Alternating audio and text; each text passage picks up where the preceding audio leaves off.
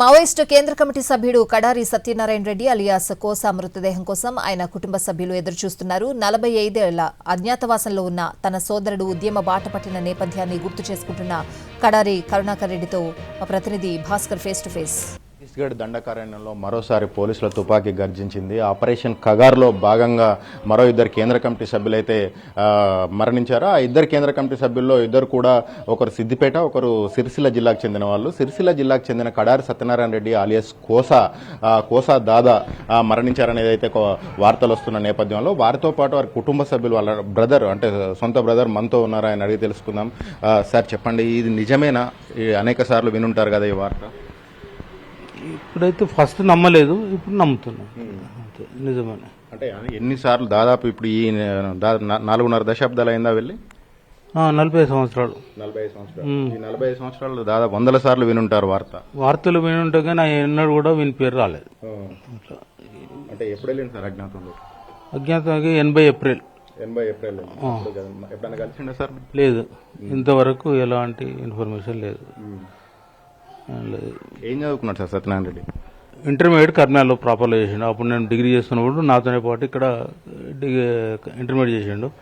Intermediate తర్వాత ITI చేసిండు. ITI తర్వాత కేశవరామ్ సిమెంట్ ఫ్యాక్టరీలో అప్రెంటిస్ చేశారు. అప్రెంటిస్ చేసి వాళ్ళ శాలరీస్ కొరకు కొట్లాడి మేనేజ్మెంట్తో వానికి పడక అట్లా వెళ్ళిపోయింది. అది కొట్లాడేది అప్పుడు గవర్నమెంట్ అనుకుంటా బహుశా.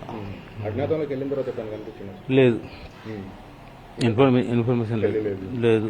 పెళ్లి అయింది కూడా తెలియదు, పెళ్లి కాంతి తెలియదు. ఇక నాకు ఎలాంటి ఇన్ఫర్మేషన్ లేదు. అంటే ఈ ఇన్ఫర్మేషన్ ఎవరు చెప్పారు సార్? ఇప్పుడు సత్యనారాయణ రెడ్డి కోసా ఎన్కౌంటర్ లో చనిపోయారు అంటే చనిపోయింది అనే విషయం ఈ దీంట్లో ఏది ఫోన్లో అన్ని ఇది సోషల్ మీడియాలో వస్తుంటే అక్కడ సిరిసిల్ల విలేకరు నాకు ఫోన్ చేశాను.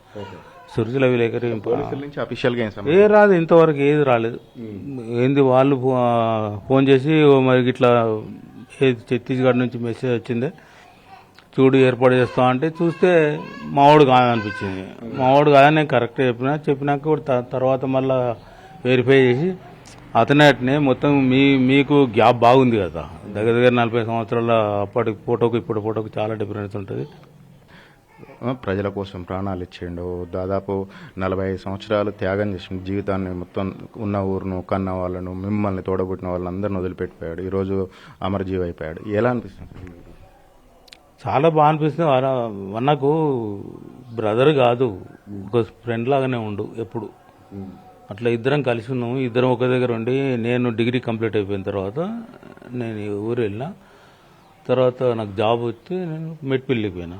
1980లో దాదాపు 25 సంవత్సరాల క్రితం అజ్ఞాతంలోకి వెళ్ళిపోయాడు. అప్పటి నుంచి ఇప్పటి వరకు చూసింది లేదు. డెడ్ బాడీనే ఇప్పుడు మళ్ళీ చూద్దామని చెప్పేసి ఒక విషాద వదనంతో అయితే వాళ్ళ బ్రదర్ చెప్తున్న సిచ్యువేషన్ కనబడతా ఉన్నది. వాళ్ళ బ్రదర్ కరుణాకర్ రెడ్డి ఒక బాధనైతే వ్యక్తం చేస్తా ఉన్నాడు. ఇది ఇక్కడ పరిస్థితి. కెమెరా పర్సన్ సంపత్తో కలిసి భాస్కర్, ఎన్టీవీ, కరీంనగర్ నుంచి.